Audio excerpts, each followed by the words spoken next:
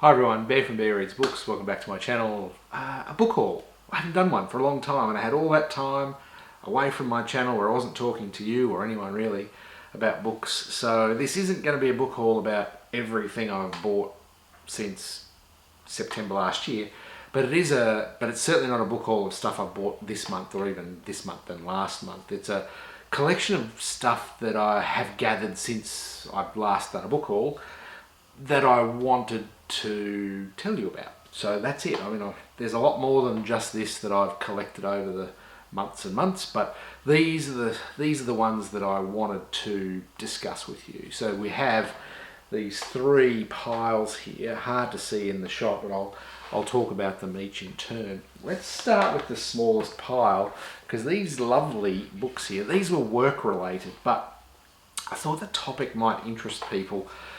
Because I do see a lot of people doing design of different types. So they do their reading journals, or they're great at doing planning and journals for their lives in general. And I wanted to get better at that. And my actual work, my job, is very much in this design space. And I bought these two books, one called the Design Thinking Toolbox and the other one called the Design Thinking Playbook. And they really just do have practical ways for you to begin your journey of thinking about things with a design focus. And it talks about things like digital storytelling, about designing strategies and plans for different things, how we might create a blueprint. So very much work related, but it's very colourful, lots of charts and drawings and all sorts of things about doing different things. So this is going to be really useful for work, but I did want to share it because I've seen some really wonderful design focused stuff that people do on YouTube and especially BookTube with regards to how they organise their lives and how they organise their reading. And I thought these two books people might have been interested in. So once again, the Design Thinking Playbook by a man called Michael Lurick, and the Design Thinking Toolbox by the same person. Let's put those out of the way. No more work related stuff, but let's grab a couple from either side. I have purchased another copy because I couldn't find my original copy of Mrs. Dalloway. And if you've been following my adventures for a little while, I think I read Mrs. Dalloway for maybe Victober. No, it's not Victober, but sometime in October, 18 months ago or thereabouts. And I thoroughly enjoyed it. I thought it was marvellous. And I've thought about it. I've thought about Mrs. Dalloway, her and the book, so much in the last 18 months that I've decided to read it again. And I think the first time I read it was on audiobook, thoroughly enjoyed it, and this time I'm going to pick up a physical copy and read a physical copy because it's quickly becoming something that I think about very, very regularly, about Mrs. Dalloway the person, the character, and about the story in general, and about these types of stories, about voyages of personal discovery as you move around the space that you inhabit, like London or like my town or your street or your house or whatever. And it's just thoroughly captivated me. And I'm sure there's other lovers of Mrs. Dalloway out there, and I'm going to read this again, as well as hopefully some other Virginia Woolf this year. I'd like to reread To the Lighthouse, which I haven't read since university, so I think I'm going to give it a go.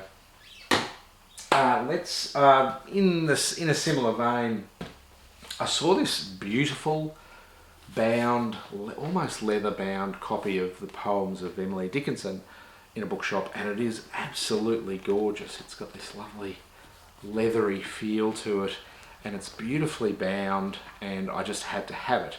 And I've only read Emily Dickinson a little bit, and I have heard before that if you're going to read and fall in love with a poet at all, it is going to be Emily Dickinson. So I've done it. I bought this beautifully bound book with these beautiful inlays of birds in cages on the inside cover. Absolutely gorgeous.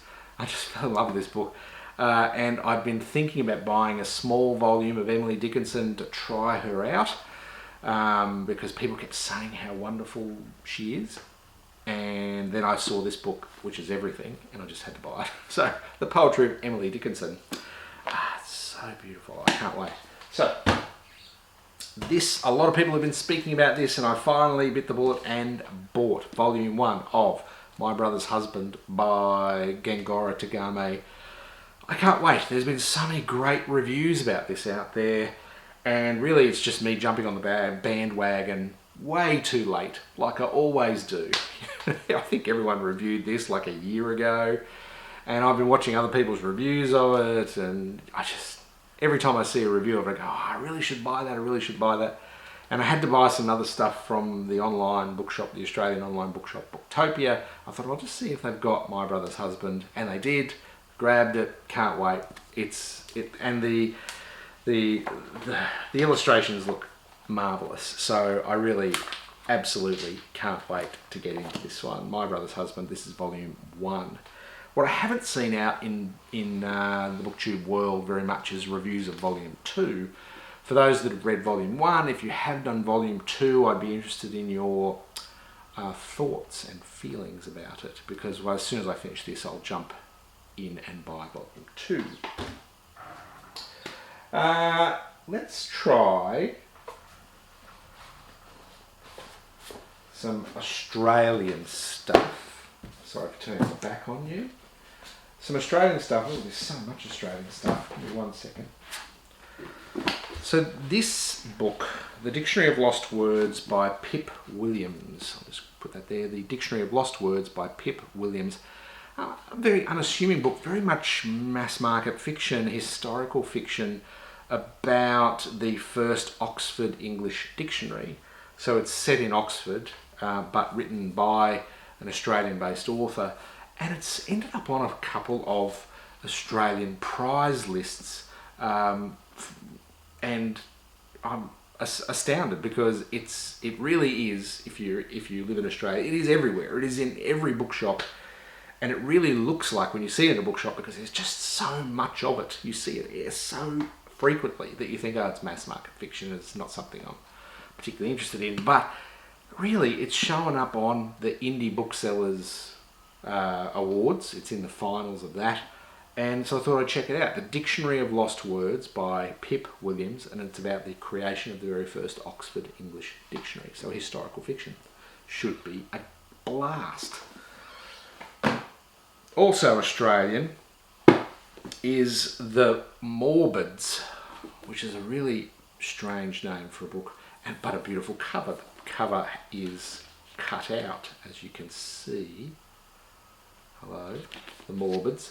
And it's Caitlin is convinced she's going to die. 2 years ago, she was a normal 20-something with a blossoming career and planned to go travelling with her best friend, until a car accident left her with a deep, unshakable understanding that she's only alive by mistake. Caitlin deals with these thoughts by throwing herself into work, self-medicating with alcohol, and attending a support group for people with death-related anxiety, informally known as The Morbids, hence blah. So this is The Morbids by Ewa Ramsey, and again it's been well received in Australia, and I'm gonna check it out. I've had this on my list since just the end of last year, so it has been out for a couple of months, but please get into it. I'm going to try this one. This is Andrew Pippos's Luckies, and this is a migrant story, an Australian migrant story, I suppose you would call it, and it does say right at the top, one of the best Australian novels I've read in years. And it's a story of a family, about migration. It's also about a man called Lucky, his restaurant chain, and a fire that changes everything.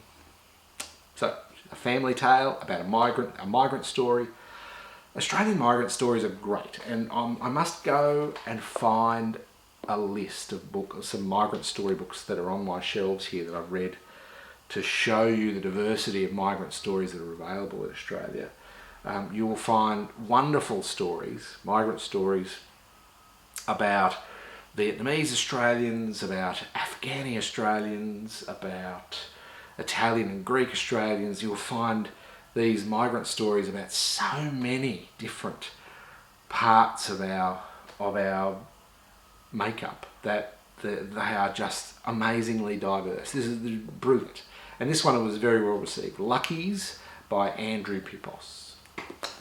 And finally for Australia, I've got Ordinary Matter, and this is by a lady called Laura Elvery. And I think I did a miniature review of her first collection of short stories. This is her second collection of short stories.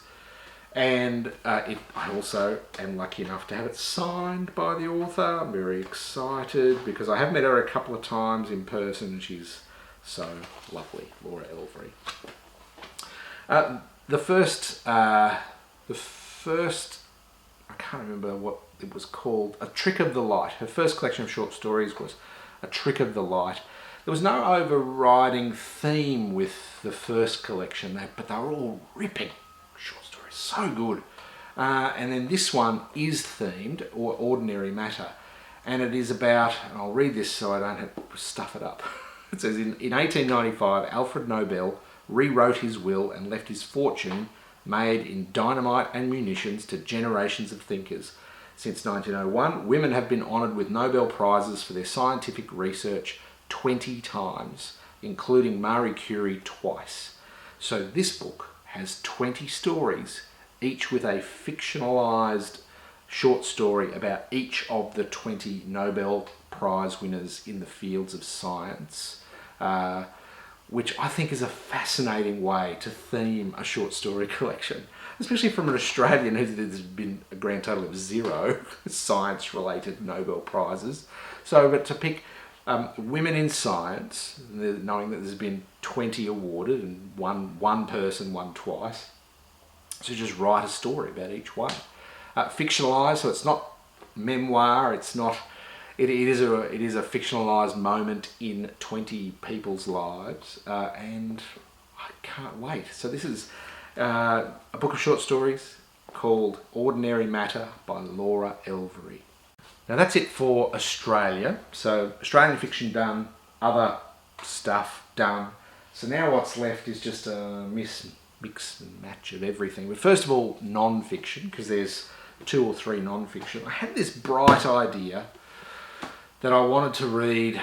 I read a review of a memoir about Susan Sontag, the essayist and commentator Susan Sontag. And then I thought, hey, reading the memoir about Susan Sontag, great idea, but Bear, you have never read a word of Susan Sontag's writings. So I've now done both. I bought Susan Sontag Against Interpretation and Other Essays, so a book of Susan Sontag essays. No idea what to expect, but I got the slimmest volume I could, but something a little engaging. So I read the back, thought, yes, that sounds like something I can get my teeth into, and it's not going to take up the world, but I can understand what Susan Sontag's trying to do by reading one of her volumes. I read about this particular volume and it seems indicative of her entire work or part of her work, so we'll give it a go. That is Susan Sontag Against Interpretation and Other Essays. And then this was the memoir I was talking about that I was really interested in getting involved in, and that is Sontag, Her Life by Benjamin Moser. Now, that's a big lump of a book, but I really can't wait. So obviously the essays have got to come first. I've got to know a little bit about how Susan Sontag writes, what she writes about, before I dive into knowing about her life. But I thought those 2 volumes make an excellent companion to each other, so that sometime this year, yes please, sometime actually this year, this is the goal, this and this. So that's it. Oh, one more non-fiction. A little bit of talk about this one, so I'm keen. I'm glad I picked it up. Probably again just after New Year. This is called English Pastoral by James Redbanks, and there has been quite a few reviews of it, I guess, well received. James Redbanks is a farmer, and he writes about these types of subjects. So, according to the blurb on the back of the book, this is about 3 generations of farming in the Lakes District of the UK. And James Redbanks is the farmer from the Lakes District. and his family has lived and worked on this property for 600 years. So it's about his take on his effort to look after his family, to look after the earth and the ecosystem that is part of this farm that he and his family have inhabited for so many centuries.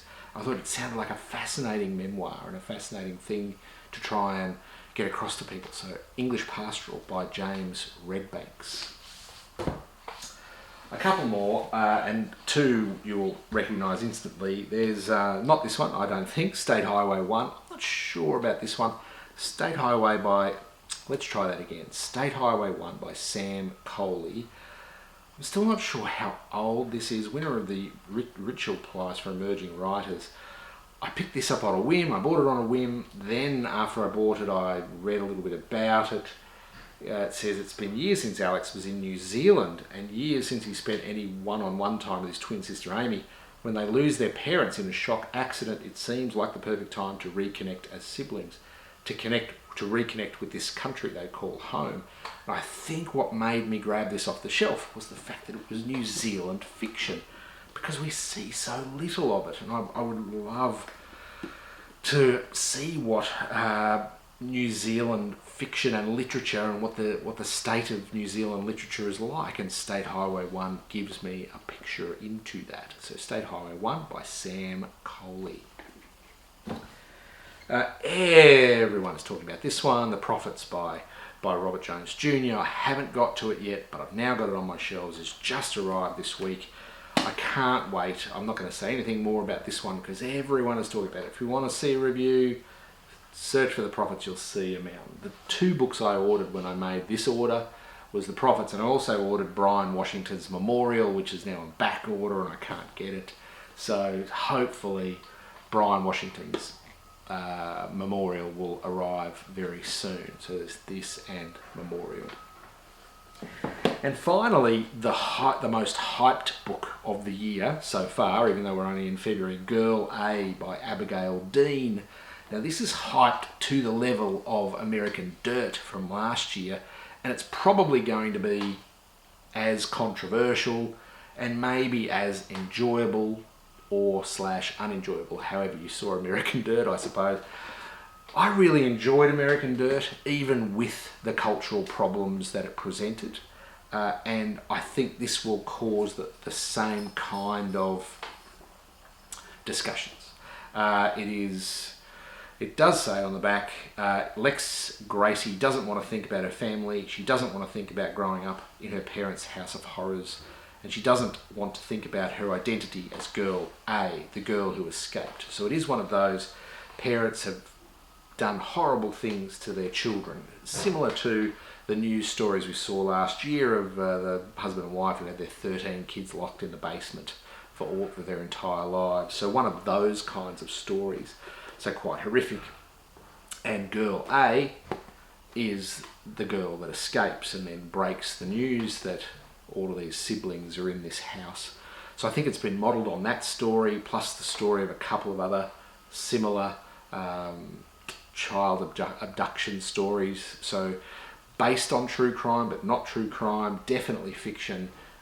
It was hyped so much. It was a bidding war. It was $1 million contract for, I think, a first-time author. I think Abigail Dean, Girl A, and that's it. It's a massive list of books. And as I said, not all bought in the last month or even the last 2 months. We're talking probably sometime before Christmas for a couple of them. But they're all things that I really wanted to talk to you about. So there's a really good, broad bunch of books there for all of that book haul. Hope you enjoyed it. And that's it. Again, I'll keep you up to date from now on whenever I buy a book, rather than waiting every 3 months. But wherever you may be, enjoy the rest of your day, and I'll see you again soon. Thanks. Bye.